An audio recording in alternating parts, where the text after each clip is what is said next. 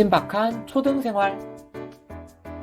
학교 수업 시간에 떠들거나 졸아본 적 있으신지요?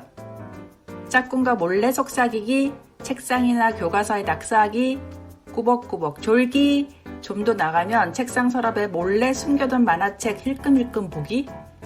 우리가 상상할 수 있는 20세기의 딴짓은 이 정도를 넘어서지 않았습니다. 모두가 스마트폰을 가진 2020년대의 딴짓은 시대와 함께 몰라보게 변화했습니다. 인강 듣는 척하면서 유튜브로 예능, 드라마 정주행하기, 온라인 수업 들으면서 옆 모니터로는 롤게임하기, 아침 저녁을 가리지 않고 한밤중에도 울려대는 카톡, 페메, 인스타. 목숨보다 중하다는 휴대폰을 빼앗아버려도 그때뿐이고 어떻게 하는 게 좋을까요? 모든 사람들이 걱정해온 코로나19로 비대면이 일상화되면서 더욱 걱정되는 아이들의 스크린타임. 지금 이 순간에도 스마트폰을 들여다보는 내 아이를 보고 한숨이 나오는 여러분을 위해 오늘과 금요일에 걸쳐 준비했습니다. 아이의 성장과 가정의 행복을 위한 유쾌한 부스터.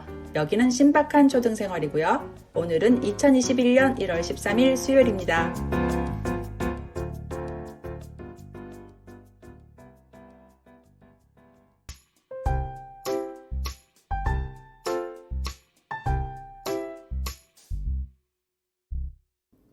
네, 신박한 초등생활 5번째 시간입니다. 저는 이창훈이고요. 오늘도 역시 경희대학교 이상민 교수님 나오셨습니다. 안녕하세요.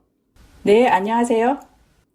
오늘은 비대면 상황으로 부모님들이 너무나도 고민되실 주제인 것 같아요. 바로 스마트폰을 비롯한 미디어 사용. 사실 코로나19 이전에도 이 문제는 심각했는데 비대면 상황이 늘어나면서 이 문제가 정말 심각하게 고삐가 풀려버린 것 같아요. 어떻게 생각하시는지요? 이거 전문가들에게도 정말 고민입니다. 전 세계적으로 비대면 수업이 되면서 많은 나라에서 전문가들이 이 문제에 대해 지난 해 동안 많은 의견을 내놨거든요.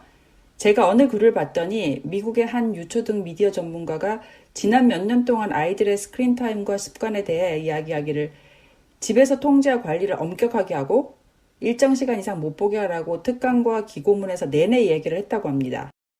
그 얘기는 저도 할 수 있겠어요. 이게 말처럼 쉬우면 왜 걱정거리겠어요. 참 무자르듯 시간을 딱 맞춰서 하는 게 가정에서는 잘 안 되더라고요. 바로 그거예요. 그리고 미국의 코로나 상황이 나빠지면서 아이들이 학교를 안 가고 본인도 특강이나 출장을 안 다니게 되면서 집에서 아이들과 함께 있는 시간이 많아졌답니다. 그러다 보니 자기가 주장하던 걸 자기도 지킬 수 없다는 걸 알게 됐다고 하더라고요. 진짜 저부터 찔립니다. 사실 저뿐만 아니라 솔직히 우리 어른들 아이들한테 스마트폰 많이 쓴다고 야단칠 자격 없어요. 식당, 카페, 사무실, 대중교통 어디를 가든 다들 하루 종일 스마트폰만 보고 있잖아요. 그러게 말입니다. 사실 미국 소아과 협회나 교육단체 등에서 아이들의 연령에 따라 스크린 타임을 하루에 몇 시간 이내로 하라라는 지침을 내놓은 게 있긴 한데요. 하지만 지금과 같은 비정상적인 상황에서 스크린 타임을 하루 몇 시간으로 제한해라 라고 하는 것도 별로 의미가 없을 듯 합니다. 아이들에 따라 학교의 비대면 수업 방식도 다르고 또 학원을 다니거나 EBS로 학습하는 아이들도 있을 거라 딱 하나의 정답으로 시간을 정할 수는 없을 것 같습니다. 그렇다면 모든 아이들에게 하루 몇 시간 이렇게 제한하는 것보다 더 중요한 것은 무엇일까요? 그보다는 아이가 미디어를 접하는 태도나 습관을 잡아주는 것이 필요해 보여요. 우리도 뭔가 궁금한 게 있고 배우고 싶은 게 있으면 유튜브를 찾아보잖아요. 아이들 세대는 이런 성향이 훨씬 더 강해졌습니다. 학습이라는 것이 책을 통해서만 일어나는 것이 아니고 다양한 미디어를 통해서도 배웁니다. 그러니 무조건 막을 수도 없어요. 맞습니다. 솔직히 저희도 유튜브 없으면 못 살아요. 하지만 이런 미디어가 가진 안 좋은 영향이 분명히 있겠죠? 가장 큰 문제가 유튜브나 SNS는 일단 들어가면 빠져나오기가 어렵게 설계되어 있습니다. 즉 시작은 있는데 끝이 없다는 거죠.